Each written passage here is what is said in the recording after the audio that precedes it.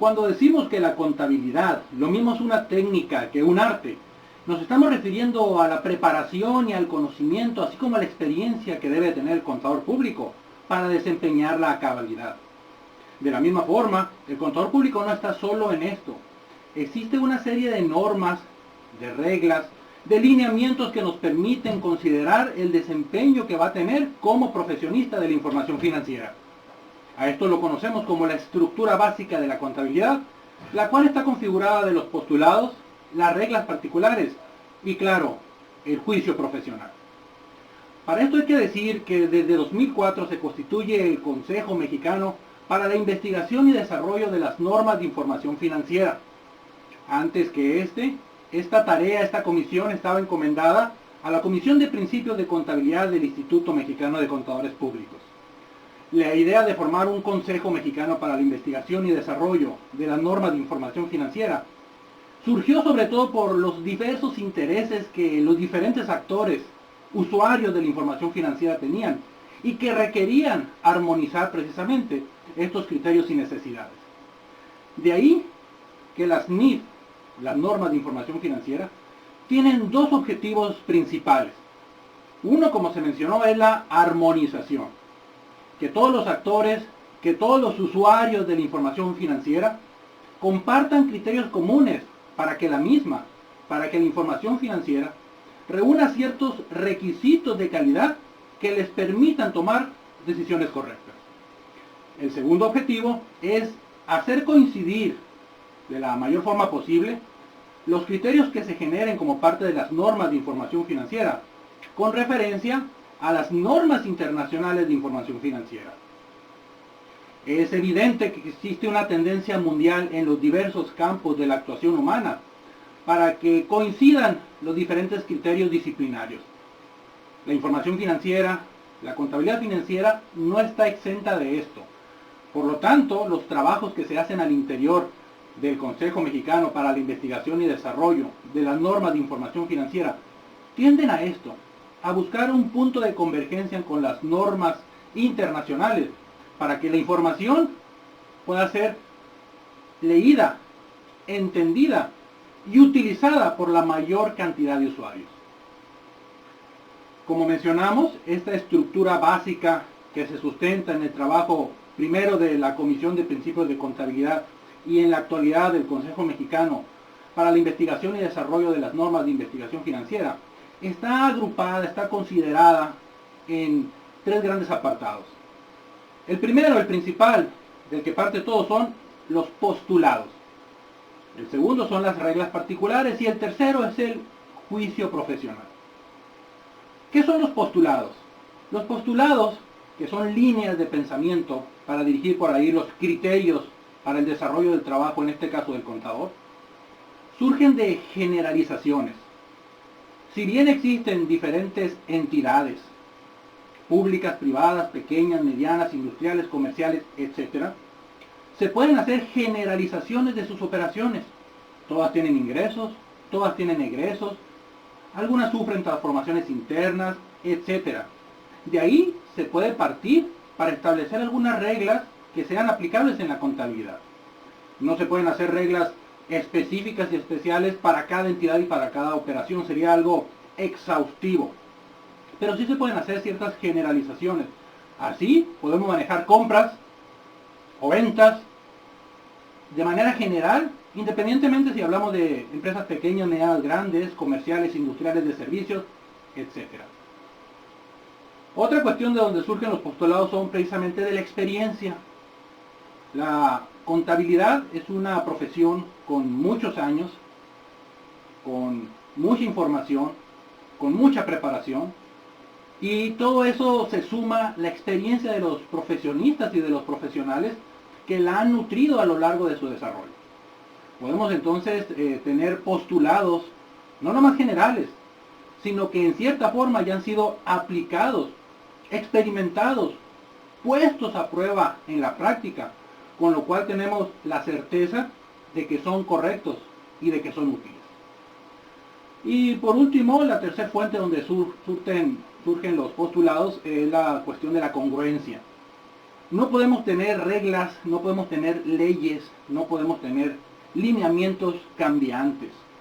Se requiere cierta congruencia y de ahí la necesidad de que esa congruencia sea establecida a través de normatividades, a través de lineamientos que queden para regir precisamente ese criterio en el desempeño de la profesión contable.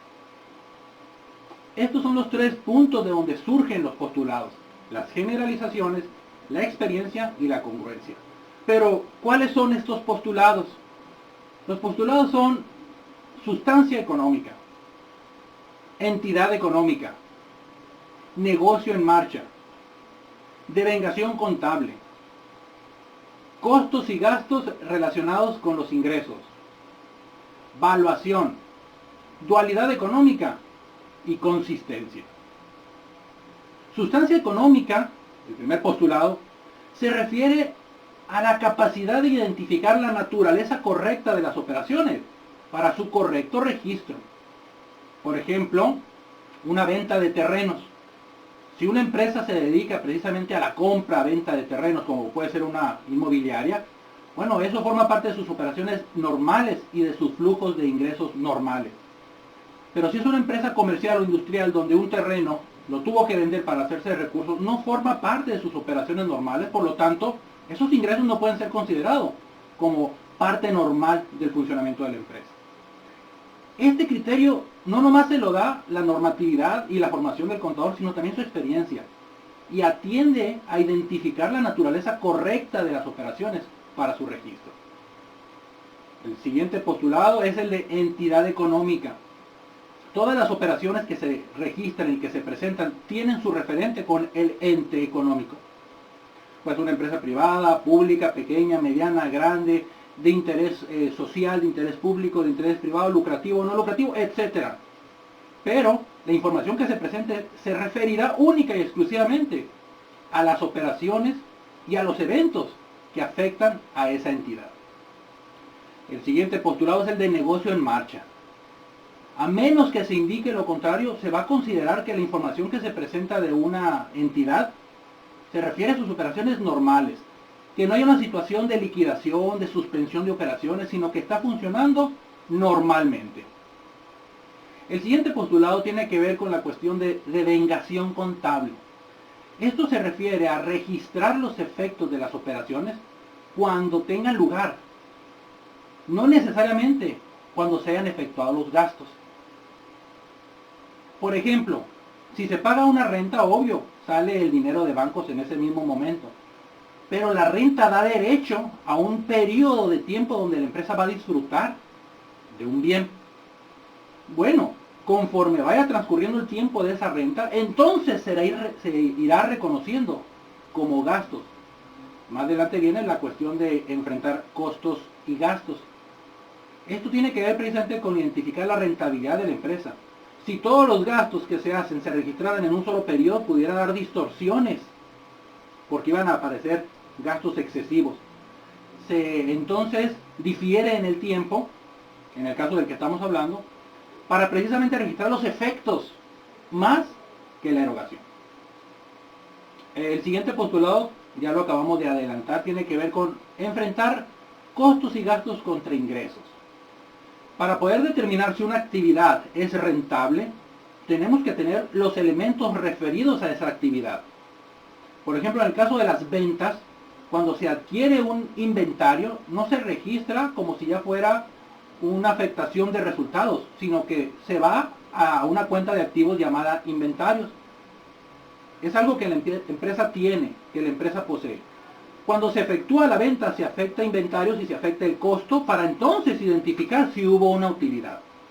A eso se refiere este principio de contabilidad, a que los efectos se van a reconocer cuando se lleven a cabo y que se van a enfrentar los ingresos contra los egresos para poder evaluar el funcionamiento de la empresa. El siguiente postulado es el de evaluación.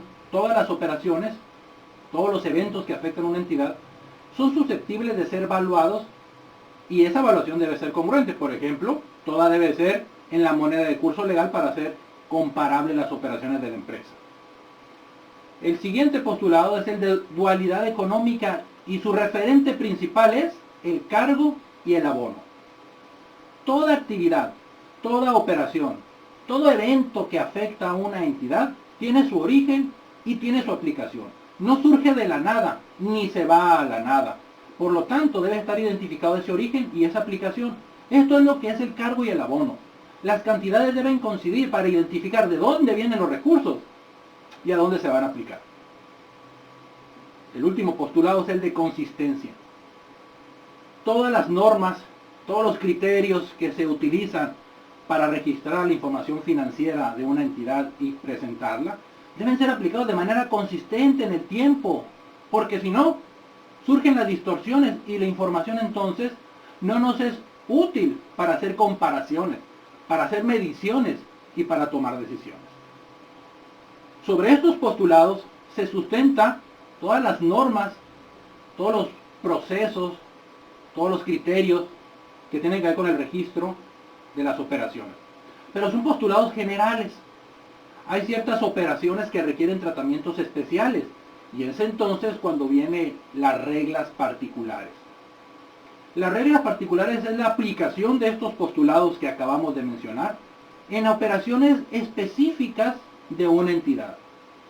Tenemos reglas particulares, por ejemplo, para el tratamiento del efectivo, de los instrumentos financieros, de las cuentas por cobrar, de los inventarios, de los pagos anticipados, de la propiedad, planta y equipo de la entidad, de los activos intangibles, de los pasivos, del capital, etc.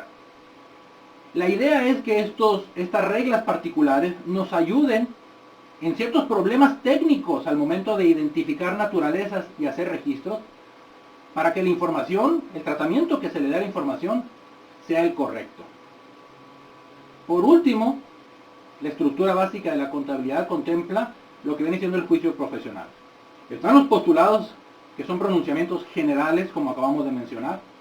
Están las reglas particulares, que tienen tratamientos específicos, pero finalmente siempre habrá una cuestión que escape tal vez de toda esta normatividad. Y es donde el contador público, en base a su formación y su experiencia, debe aplicar lo que él considere mejor para el registro y presentación de la información financiera. A esto le llamamos al juicio profesional. El juicio profesional no es algo que se adquiera con una clase, con un diplomado, se adquiere con la formación y también con la experiencia. Y toma de referencia las normas que acabamos de mencionar, tales como los postulados y las reglas.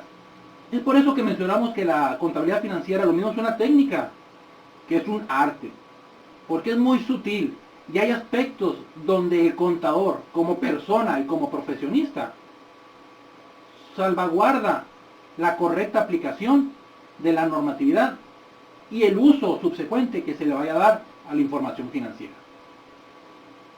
Esta estructura básica de la contabilidad finalmente se ve reflejada en la información financiera que se genera en un ente. Y esta información financiera está clasificada de manera general en lo que es el activo, el pasivo y el capital.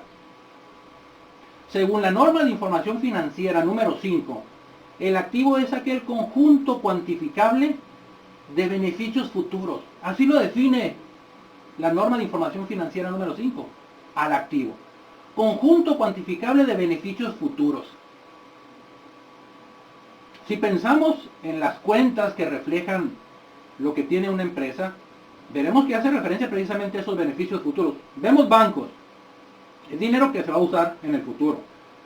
Si vemos clientes o las cuentas por cobrar, son recursos que se van a obtener cuando esas cuentas sean recuperadas. Si vemos inventarios, son los bienes que se tienen para venderse y obtener recursos. Si vemos edificios, son los inmuebles que una entidad tiene para usarlo. Es decir, la definición tiende más a los beneficios futuros que una empresa piensa obtener y que están registrados en las diferentes cuentas que integran el activo. En cuanto al pasivo, la misma norma de información financiera número 5 plantea lo contrario del activo, es decir, el pasivo es el conjunto de obligaciones presentes e ineludibles. Son dos características las que tienen estas obligaciones. Primero, que sean presentes, que existan. deudas con proveedores, cuentas por pagar, hipotecas, etcétera, deben de existir, deben de ser reales, deben de ser ya exigibles por parte de los acreedores. Y la otra característica es que sean ineludibles, que la empresa necesaria y forzosamente tenga que pagarlas. Por lo tanto, se reconoce como una obligación, ya sea a corto o largo plazo, en el pasivo. Por último, el capital. La norma de información financiera número 5 define el capital como la porción del activo que es financiada por los propietarios. Si vemos un balance, si vemos un estado de situación financiera, veremos el activo cuya suma es igual a la suma del pasivo y del capital. Si el pasivo son las obligaciones que se tienen con terceros y la suma de pasivo y capital de activo, quiere decir entonces que el capital también participa de alguna forma en la integración de ese activo. Por eso es que la norma de información financiera 5 dice que es la porción del activo financiada por los propietarios. Finalmente, el capital contable son tanto las aportaciones de los propietarios como las utilidades que se generan dentro de las operaciones de la empresa. Esta estructura básica de contabilidad, tanto los organismos rectores que la revisan, como los postulados, las reglas y el juicio profesional que nos habilita y nos guía para su aplicación, y la identificación general de lo que son activos, pasivos y capital, es lo que en última instancia ayuda al contador público al registro, a la presentación y al uso de la información financiera.